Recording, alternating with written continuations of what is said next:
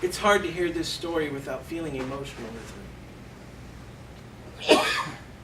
To understand how loved we are, that our God would choose to leave heaven, leave paradise, to come down and be one of us, and then choose the most horrific death so that we might have life.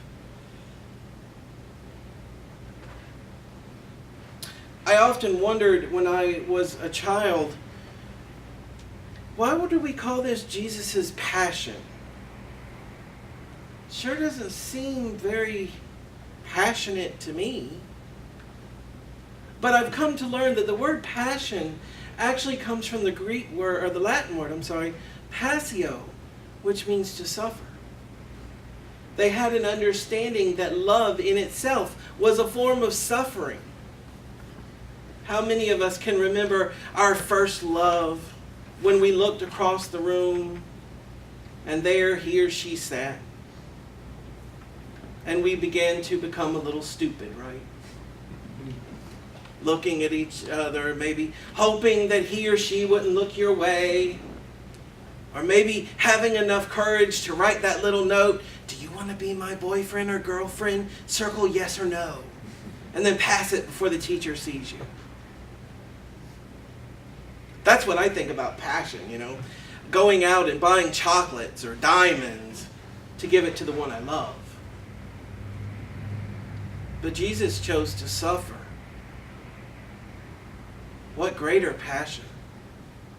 What greater love for me that he would choose to take on this horrible, horrible time of his life, to the point where in the other Gospels it tells us when Jesus is in Gethsemane, he stresses so much that the very blood vessels of his brain start to pop, and he sweats drops of blood. We don't necessarily like to focus on sadness. We've become a Christian group as a whole, the church as a whole, who we like to think about the good things. Yes, this is about God's love. This is about this is about that. But this next week, we are called to focus on the grief that we feel when we hear this story. As a chaplain, I can tell you, and I'm sure Father Vinny has even more stories than I do, people don't like to feel grief. They will do everything from not come to be there, but be working on other things, as opposed to stopping and feeling the grief in the moment. And we do the same thing. We do the exact same thing. But this week, let us think about the love that Jesus had for us and what he's willing to do for us. And then ask ourselves, what are we called to do?